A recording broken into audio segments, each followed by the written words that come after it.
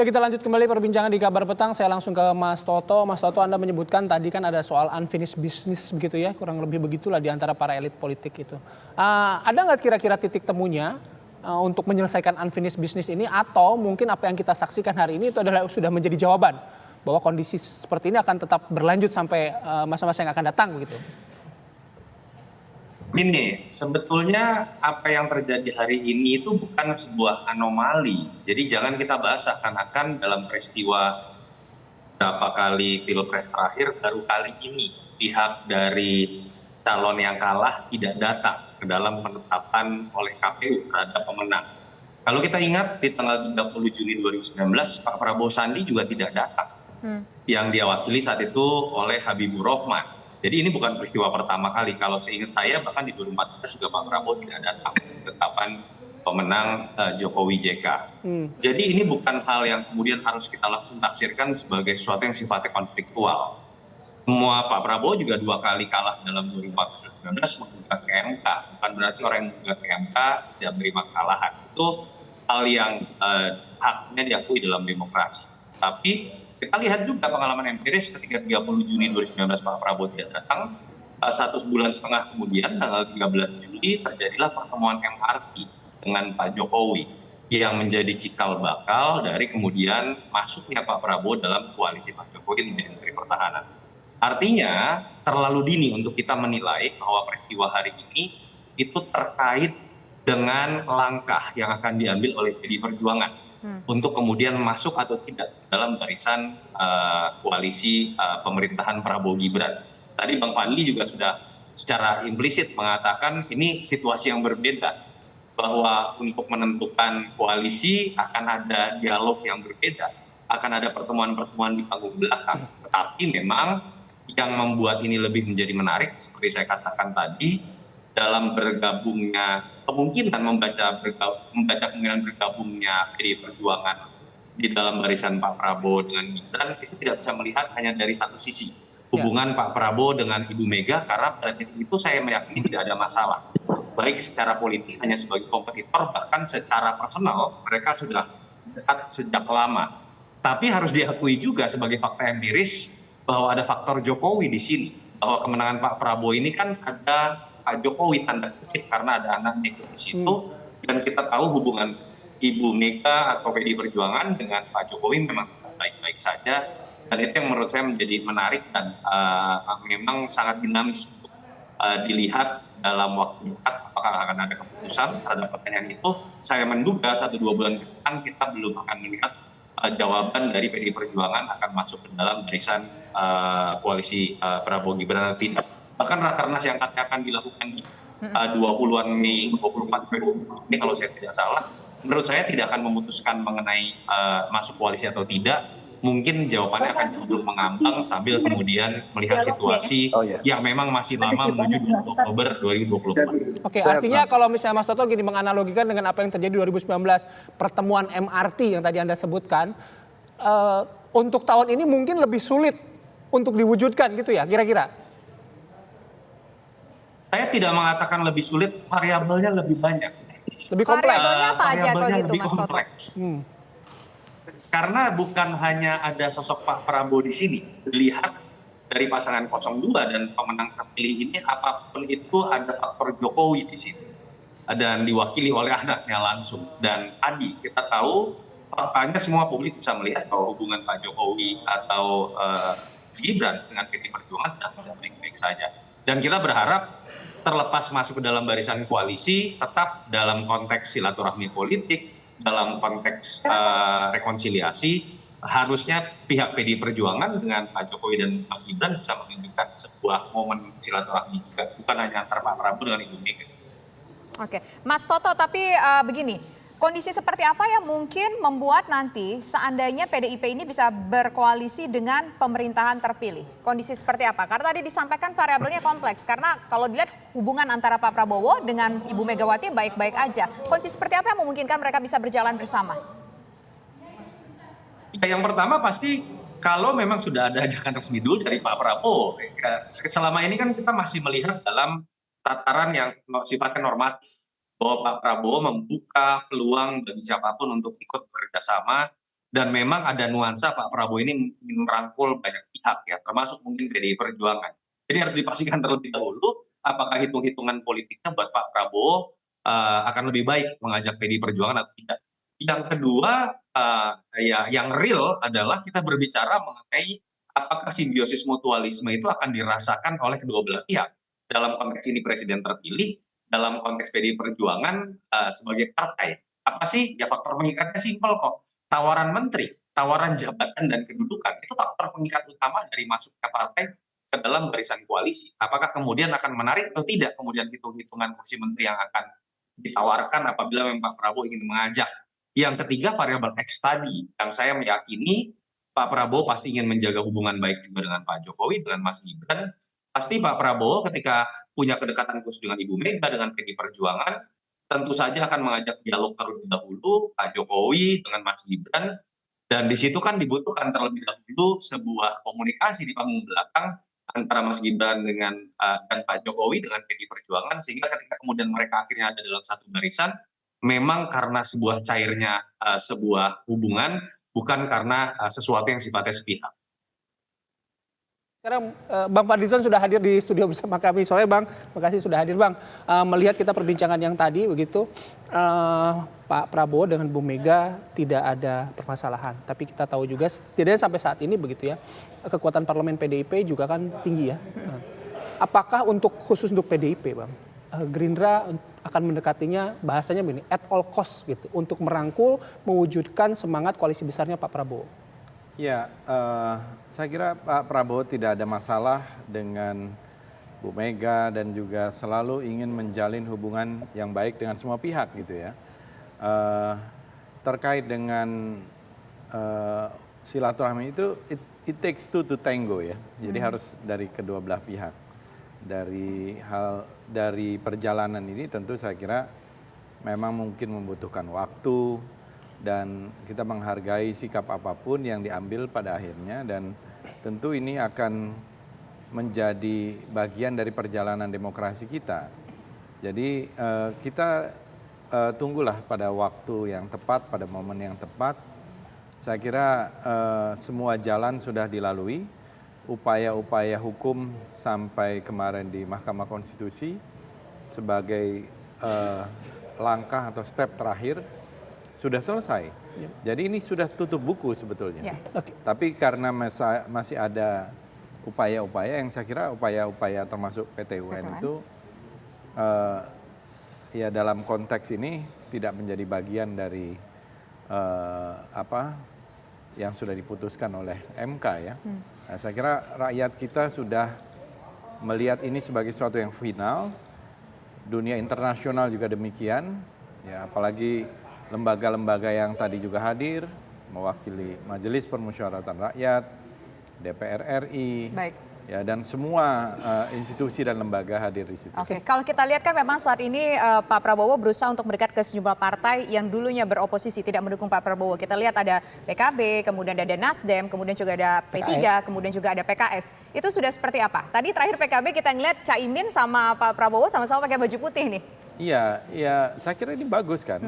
Jadi kita selesai berkompetisi, kemudian tentu sekarang ini silaturahmi, dan nanti akan seperti apa, inilah proses waktu dalam beberapa waktu ke depan ini, minggu-minggu ke depan, bulan-bulan ke depan.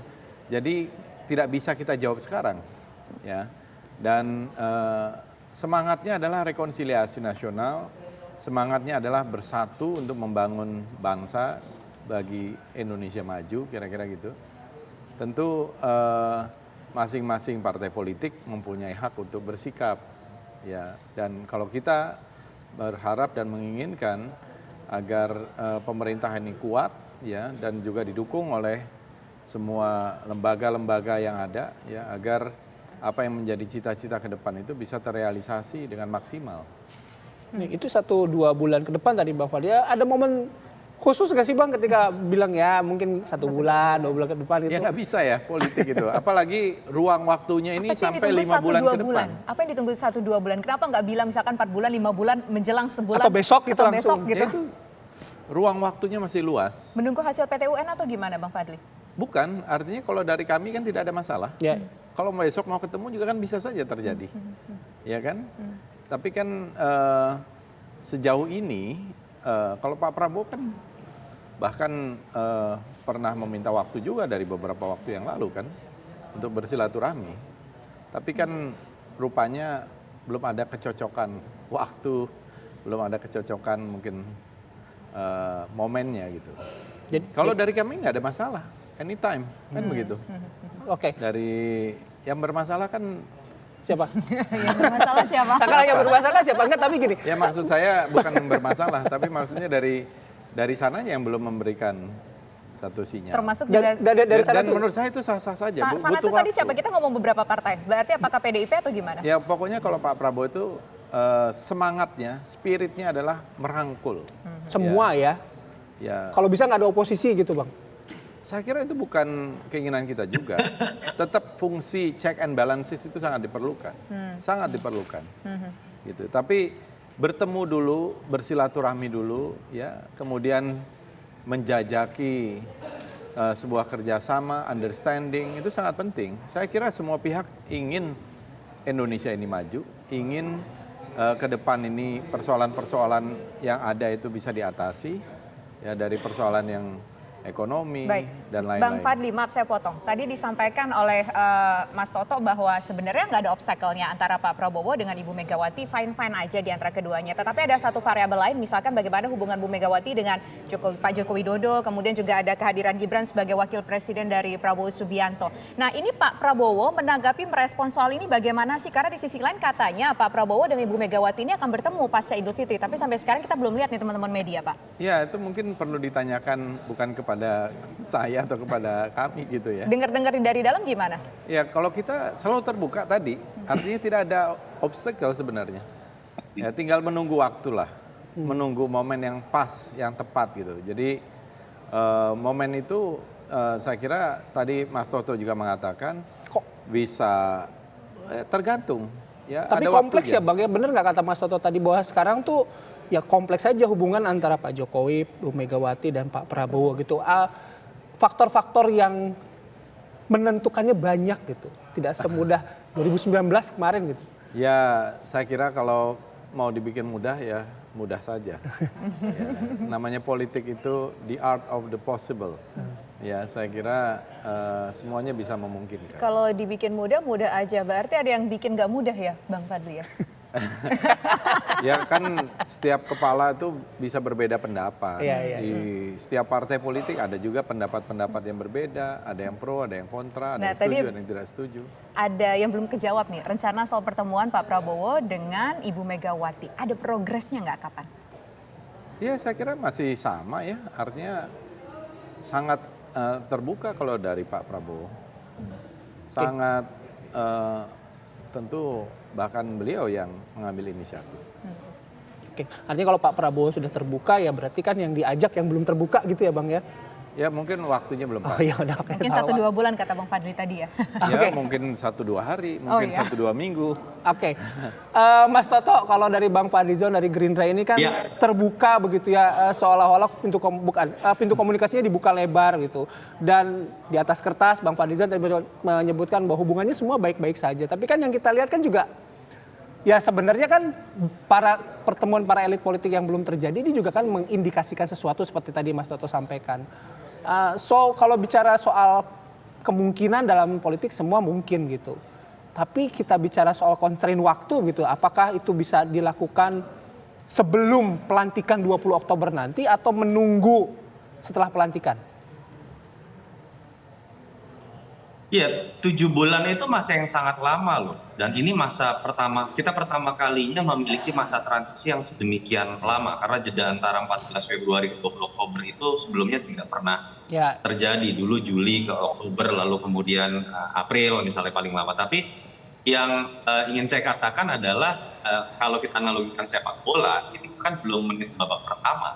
Dan biasanya yang seru-seru itu serangan itu terjadi di menit-menit terakhir injury time, paling tidak 10 menit terakhir lah. Jadi saya sih melihat penjajakan ini masih akan terjadi dan saya malah melihat tidak dalam 1 bulan misalnya kita akan melihat jawaban-jawaban dari pertanyaan tadi. Karena tadi harus diakui juga fakta empirisnya ada variabel yang lebih complicated. Kalau dulu hanya berbicara mengenai keputusan dari Pak Jokowi dan keputusan dari Pak Prabowo. Kalau sekarang kita tahu ada Pak Prabowo, di situ juga ada Pak Jokowi tanda kutip ya, dengan Mas Gibran mewakilinya, dan ada variabel lain yang nggak bisa dibantah juga bahwa perbedaan pendapat antara atau berbedanya posisi politik antara Mas Gibran, Pak Jokowi dengan PD Perjuangan tidak terjadi dalam proses yang biasa-biasa saja secara politik. Ada nuansa yang sifatnya pro dan kontra, bahkan sampai kemarin kita masih tahunya publik ini bahwa Pak Jokowi masih kader PD Perjuangan. Itu yang menurut saya membuat penjajakan ini akan lebih rumit dan sepertinya sulit kalau kita melihat jawaban dalam waktu dekat. Kalau ditanya kepada Bang Fadli juga sulit buat menjawab. Karena kalau dari sisi Bang Fadli, Pak Prabowo baik-baik saja. Tidak pernah ada masalah dengan Ibu Mega. Tapi kan pertanyaannya, apakah Pak Jokowi merasa ada masalah dengan Ibu Mega? Kita nggak tahu. Apakah Ibu Mega merasa masih ada masalah dengan Pak Jokowi? Kita tidak tahu. Pak Prabowo ada dalam posisi yang sulit untuk menjawab pertanyaan tersebut. Oke, semuanya dalam kondisi yang complicated dibandingkan dengan pemilu sebelumnya 2019. Tapi kalau melihat kondisi sekarang, sejumlah ketua partai sudah ditemui, tampaknya juga baik-baik saja begitu di partai-partai yang kita sebutkan tadi, Bang Fadli.